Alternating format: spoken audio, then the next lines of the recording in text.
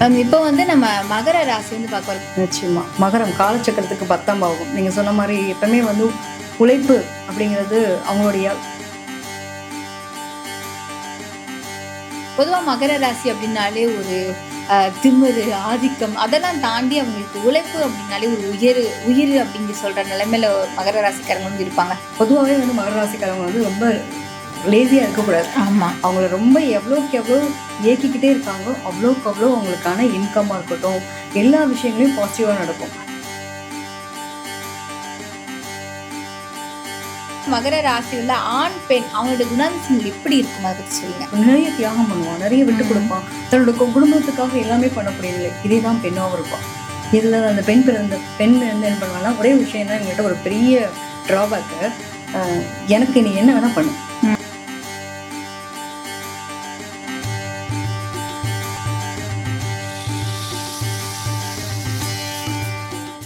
நேயர்கள் அனைவருக்கும் அன்பார்ந்த வணக்கம். இன்னைக்கு நம்ம கூட பிரபஞ்ச ஞானம் நாடி காதல் ஜோதிடர் ஈஸ்வரி மேம் இணைந்திருக்காங்க. அவங்க கிட்ட நிறைய விஷயங்களுக்கு பதில் கேட்டு தெரிஞ்சுக்கலாம் வாங்க.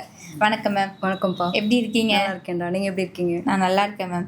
இன்னைக்கு நம்ம வந்து எந்த டாபிக் பற்றி பேச போறோம் அப்படின்னா, ஒவ்வொரு ராசிக்காரர்களுக்குமே அவங்களுக்குமே சிறந்த ஒரு குணாதிசயங்கள் அப்படின்னு இருக்கும் இல்லையா? ஆனால் ஒரு ஜோதிடராக நீங்கள் ஒரு பர்சனை பார்த்த உடனே இவங்க இந்த ராசிக்காரங்க தான்ப்பா அப்படின்னு ஐடென்டிஃபை பண்ணுறதுக்கு ஏதாவது ஒரு விஷயம் உங்களுக்கு தெரிஞ்சிருக்கும், எங்களுக்கு தெரியாது. ஸோ நீங்கள் எதை வச்சு ஐடென்டிஃபை பண்ணுவீங்க, அதை பற்றி எங்களுக்கு விளக்கமாக சொல்லுங்கள். நிச்சயமா. பொதுவாகவே வந்து ஒருத்தவங்களை பார்த்தோன்னே நம்ம கண்டிப்பாக இவங்க இந்த ராசிக்காரங்களாக இருப்பாங்கன்றதை ஐடென்டிஃபை பண்ணலாம். அதாவது குணாதிசயங்கள் கிரகங்கள் தான் நம்மளை சூழ்ந்திருக்கு. ஸோ கிரகங்களுடைய அமைப்புகள் எப்படி இருக்கோ, நம்மளுடைய ஜாதகத்தில் பார்க்கும்போது எந்த கிரகம் பவராக இருக்கோ அது சார்ந்த விஷயங்கள் மட்டும் அதிகமாக வெளிப்படும். இப்போ எடுத்துட்டோம் அப்படின்னா ஒவ்வொரு ராசிக்கும் ஒரு யூனிக் இருக்கு, ஒவ்வொரு அதிபதிகள் இருப்பாங்க இல்லையா? இப்போ நம்ம ஜாதகத்தில் கிட்டத்தட்ட ஒரு 9 கிரகங்கள் ஆக்குபை பண்ணியிருக்கு. ஸோ இந்த கிரகங்களில் நமக்கு எந்த கிரகம் பவர்ஃபுல்லாக இருக்கோ அது சார்ந்த விஷயங்களை கண்டிப்பாக நம்ம ஃபாலோ பண்ணி தான் ஆகும். எங்கிருந்து தான் நமக்கு இந்த குணம் இருக்குன்னே தெரியாது இல்லையா? ஸோ அந்த மாதிரி சில குணாதிசயங்கள் நம்ம கிட்ட ஒட்டிகிட்டே இருக்கும். நம்ம வேணும்னு நினைச்சாலும் நம்ம அதை விட்டு விலகி வரவே முடியாது. பொதுவாக எடுத்துட்டோம்னா மேசம் அப்படின்னாலே செவ்வாயினுடைய ஆதிக்கம். அப்போ செவ்வாய்னா யாரு? ரொம்ப வந்து துடுக்கா இருக்கவங்க அப்படின்ற மாதிரி, அந்த கோபம் வேகம். அதே மாதிரி ரிஷபம் எடுத்துட்டா சுக்கிரன் அதிபதி, மிதுனம் எடுத்துட்டோம்னா புதன் அதிபதி. அப்ப ஒவ்வொருத்தருக்கும் ஒவ்வொரு குணாதிசயம் இருக்கலாம். வேகம் துடிப்புனா உங்களுக்கு செவ்வாய் பாக்குறோம், அழகுன்னு பாத்தீங்கன்னா சுக்கிரன், அறிவுன்னு பாத்தீங்கன்னா நமக்கு வந்து புதன். அப்ப அது மாதிரி சந்திரன் எடுத்துட்டோம் அப்படின்னா கண்பு, பாசம், கருணை. சூரியன் எடுத்துட்டீங்கன்னா ஆளுமை. இப்படி ஒவ்வொருத்தருடைய தன்மை ஒவ்வொரு ராசிலும் இதெல்லாம் பெர்ஃபெக்டா உட்காரக்கூடிய ஒரு நிலை உண்டு. அப்ப 12 ராசிக்காரங்களுக்குமே இவங்களை பார்த்தோன்னே தெரியும். இதுல என்னன்னா இவங்க ராசிக்காரங்கன்றதை தாண்டி ஃபர்ஸ்ட் டைம் நம்மள ஒருத்தவங்க மீட் பண்ணணும்னு வச்சுக்கோங்க, அவங்க போட்டிருக்க கலர் ட்ரெஸ் இருக்கு இல்லையா, அவங்கள வச்சு கரெக்டா ஐடென்டிஃபை பண்ணலாம். இதை நான் வந்து பர்சனலா ஃபீல் பண்ணியிருக்கேன்னு நினைக்கிறேன். நிச்சயமா. ஓகே, அவங்க போட்டிருக்க ட்ரெஸ் வச்சு அவங்கள நம்ம ஐடென்டிஃபை பண்ணலாம். ஸோ ஓகே, இவங்களுக்கு இந்த கிராஸியா இருப்பாங்க அப்படின்ற மாதிரி. சில பேர் வந்து அவங்களோட ஆட்டிடியூட், ஆட்டிடியூட் எப்படின்னா பேசுற விதத்துலையும், ஒரு சில பேர் பார்த்தீங்கன்னா ரொம்ப இந்த கால் மேல கால் போட்டு ரொம்ப திமிரா இருப்பாங்க, கட்ஸா இருப்பாங்க.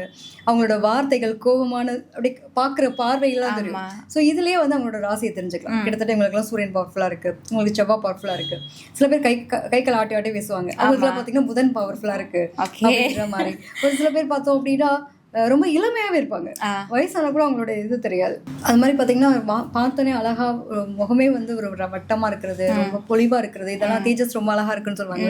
இப்போ அவங்களுக்கு எல்லாம் சந்திரன் பவர்ஃபுல்லா இருக்கு அப்படின்னு பார்க்கலாம். ஸோ இந்த மாதிரி நிறைய விஷயங்கள். இப்போ சனி எல்லாம் பவர்ஃபுல்லா இருக்குன்னு வச்சுக்கோங்க.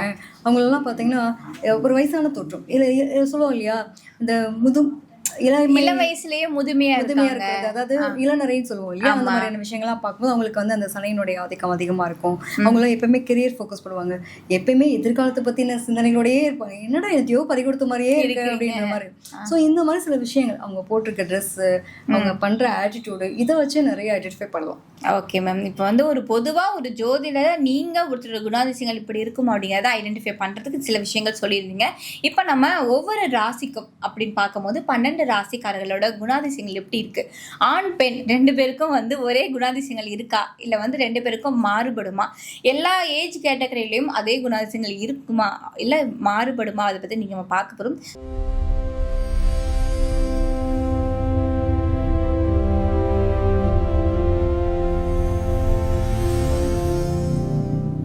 இப்போ வந்து நம்ம மகர ராசி வந்து பார்க்க போகிறோம். பொதுவாக மகர ராசி அப்படின்னாலே ஒரு திமிரு, ஆதிக்கம் அதெல்லாம் தாண்டி அவங்களுக்கு உழைப்பு அப்படின்னாலே ஒரு உயிர் அப்படிங்க சொல்கிற நிலைமையில மகர ராசிக்காரங்க வந்து இருப்பாங்க.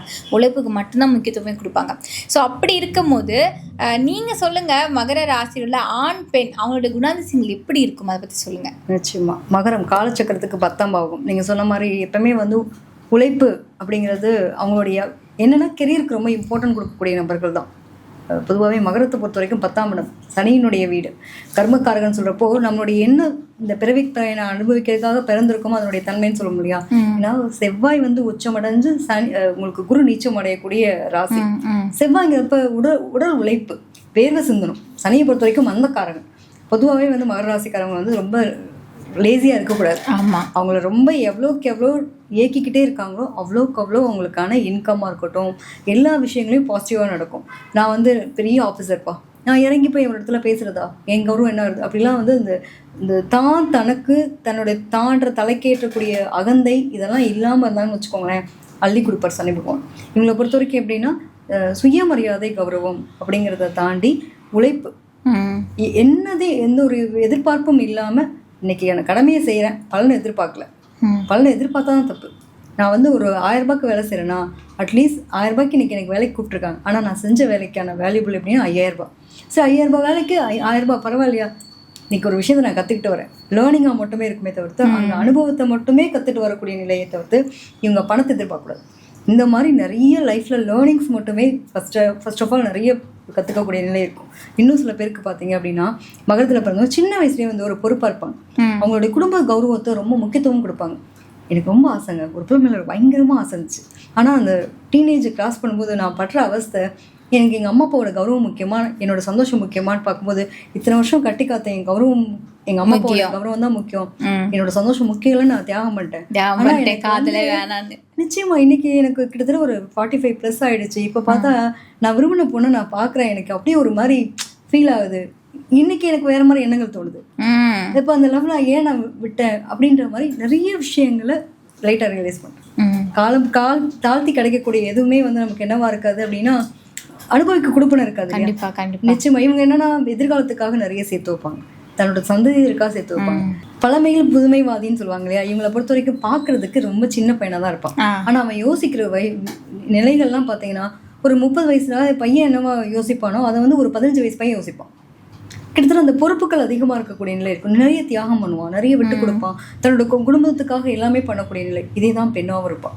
இதில் அந்த பெண் என்ன பண்ணுவான்னா ஒரே விஷயம் தான், எங்கள்கிட்ட ஒரு பெரிய ட்ராபேக்கு, எனக்கு நீ என்ன வேணால் பண்ணு, சொல்கிறதெல்லாம் ஓகே, ஆனால் நான் ஒரே ஒரு கண்டிஷன், என்னுடைய வேலையை யாருக்கா விட்டு கொடுக்க மாட்டேன்.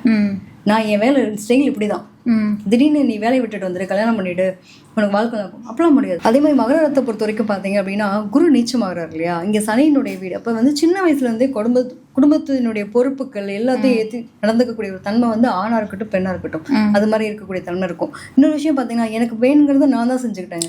எனக்கு வந்து யாருமே செய்யலை, என்னோட அம்மா அப்பா செய்யலை, எனக்கான சொந்தக்காரங்க யாருமே பண்ணல, என்னோட படிப்பாக இருக்கட்டும் வேலையாக இருக்கட்டும் எல்லாமே நானே தேடி கஷ்டப்பட்டு தான் எல்லாமே அனுபவிச்சு வந்திருக்கேன். எல்லாருக்கும் வாழ்க்கையில் ஒரு ஆசைப்படுற நேரத்தில் ஒரு விஷயம் கிடைக்கலன்னா அதுக்கப்புறம் கிடைச்சி என்ன பிரயோஜனம் இருக்கும் பார்த்தீங்களா, அது மாதிரி தான் நான் ஒரு விஷயத்துக்கு அவ்வளோ தூரம் போராடுவேன். பட் அந்த போராட்டத்துக்கு பின்னாடி கிடைக்கக்கூடிய வலி வேதனை மட்டும்தான் எனக்கு தெரியுமே தவிர்த்து அது கிடைக்கிற அன்னைக்கு அதை எனக்கு அனுபவிக்க கூட கொடுப்பனே இல்லைன்ற மாதிரி இருக்கும். நிறைய பேருக்கு அம்மா அப்பா விட்டு அம்மா மேலே ரொம்ப பாசமாக இருப்பாங்க மகராசிக்காரவங்க. அவங்களுக்கு வந்து ரொம்ப பிடிச்ச ஒரு விஷயமே என்னென்னா எங்கள் அம்மா அவங்கள வந்து கண்ணீர் சிந்துறதோ அவங்க மனசை காயப்படுத்துறதோ நான் விரும்பவே மாட்டேன், என்னத்துக்காகவும் அவங்கள விட்டு கொடுக்க மாட்டேன்னு வாழக்கூடிய நபர்கள் தான். அவங்க சொன்ன வேத வாக்கு தான் அப்படின்னு இருக்கக்கூடிய நபர்கள். ஒரு குறிப்பிட்ட ஏஜில் வந்து பார்த்தீங்கன்னா குடும்பத்துக்காக தன்னையே தியாகம் பண்ணி வாழ்ந்துட்டு லேட்டாக வந்து அவங்களுக்கான லைஃப்பை இழந்துட்டோமோன்ற ஒரு மனவேதனையோட சில விஷயங்களை ரியலைஸ் பண்ணிக்கக்கூடிய தன்மை இருக்கும். இது மட்டும் இல்லாமல் இவங்களை பொறுத்த வரைக்கும் எப்பயுமே வந்து யூனிக்கான பர்சன்ஸ்ன்னு சொல்லுவோம் இல்லையா, பழமையில் புதுமைவாதி. என்னதான் நீங்கள் மாடர்ன் ட்ரெண்டாக இருந்தாலும் சரி, நிறைய பேர் பார்த்தீங்கன்னா கரெக்டாக குலதெய்வ வழிபாடு அப்படின்றலாம் பண்ணுவாங்கல்ல, இவங்கெல்லாம் எந்த ஊரில் இருந்தாலும் சரி அவங்களோட குலதெய்வம் வந்துருச்சுன்னா கரெக்டாக போயிட்டு வரணும், இதெல்லாம் ஃபாலோ பண்ணுவாங்க. எப்பயுமே நம்ம குடும்பம் விட்டு போகக்கூடாது, சொந்தத்தில் கல்யாணம் பண்ணிக்கணும் அப்படிலாம் ஆசைப்படுவாங்கல்ல சில பேருக்கு. அப்படி ஒன்று. இன்னொரு பக்கம் பார்த்தீங்கன்னா சொந்தத்துக்காகவே வந்து வெளியில் போனால் கூட அந்த லைஃப்பை விட்டு கொடுக்கக்கூடாது, என்னோட பாரம்பரியம்னு நினைப்பாங்க. கரெக்டாக இவங்களுக்கு அங்கே தான் செக் வைக்கும். திடீர்னு பார்த்தீங்கன்னா இவங்க லவ் பண்ணி கல்யாணம் பண்ணிக்கக்கூடிய சூழ்நிலை, வெளிநாடு வெளியூர்லாம் வேலைக்கு போகிறோம்னு வச்சுக்கோங்க, படிக்கா போனோம்னா இந்த மாதிரி கரெக்டாக வந்துடும். அப்போ ஆட்டோமேட்டிக்காக குடும்பத்தை பிரிச்சு விட்டுருமா? ஆமா. குடும்ப உறவினர்கள்ல பிரிஞ்சு போயிடக்கூடாதுன்னு ரொம்ப ஆசைப்படுவாங்க. எல்லாரையும் விட்டு ஒதுக்கி யாரோ ஒருத்தவங்களுடைய ஒரு குடும்பமா வாழ்ந்துட்டு இருக்கக்கூடிய நட்புக்கு, அதாவது குடும்ப உறுப்பினர்கள் காட்டாத அன்பை இவங்களுக்கு வந்து வெளி உறவுகள் காட்டும். எத்தனை பேருக்கு இருக்குன்னு கேட்டு சொல்லுங்க பார்ப்போம். கண்டிப்பா சொல்லு. டெஃபினட்டா வந்து வெளியே எனக்கு இருக்கிற உறவுகள் எல்லாமே எனக்கு காயப்படுத்தினாங்க. ஆனா எங்க இருந்தோ அந்த உறவு எனக்கு அவ்வளவு அன்பை கொடுத்துச்சு. என்னால யோசிக்க முடியல, இப்படிலாம் இருப்பாங்களா, நம்ம பழகுற ஆட்கள் இவ்வளவு உண்மையா இருப்பாங்களா.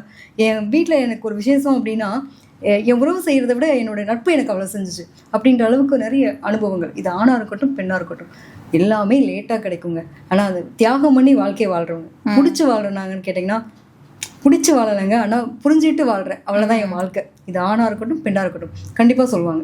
எல்லாருக்கும் ஒரு திருப்தின்றது இருக்குல்ல. எங்களுடைய திருப்தி என்ன அப்படின்னா, இவங்களை சுற்றி இருக்கவங்களுடைய வாழ்க்கைக்காக என்னுடைய வாழ்க்கையை தியாகம் பண்ணி வாழ்கிறேன் இல்லையா, அதுதான் என் வாழ்க்கையில் திருப்தின்னு. நிச்சயமாக தன்னோட குழந்தைகளுக்காக, தன்னோட குடும்பத்துக்காக, ஒரு காலகட்டத்தில் எங்கள் அம்மா அப்பாவுக்காக நான் தியாகம் பண்ணேன், ஒரு காலகட்டத்தில் என் குழந்தைகளுக்காக தியாகம் பண்ணேன், ஒரு காலகட்டத்தில் என் ஹஸ்பண்ட் அவரோட சந்தோஷம் முக்கியம் நான் தியாகம் பண்ணிட்டு வந்துட்டேங்க அப்படின்ற அளவுக்கு நிறைய பேருடைய வாழ்க்கை இருக்கும். இதுதான் மகரம். நம்ம டக்குன்னு பார்த்தோன்னே மகர ராசி இருக்க வந்து திமிர் பிடிச்சவங்க அப்படின்ற மாதிரி டக்குன்னு சொல்லிடுறோம். ஆனால் அவங்க மனசுக்குள்ளே இவ்வளோ கஷ்டங்கள் இருக்குது, இவ்வளோ போராட்டங்கள் இருக்குது அப்படிங்கிறத பற்றி இன்னைக்கு மகர ராசி பெண்கள் ஆண்களோட குணாதிசயங்கள் எப்படி இருக்கும் அப்படின்னு பற்றி ரொம்ப டீட்டெயில்டாக நம்ம மேம் வந்து இன்னைக்கு சொல்லியிருந்தாங்க. ரொம்ப ரொம்ப நன்றி மேம். நன்றிடா.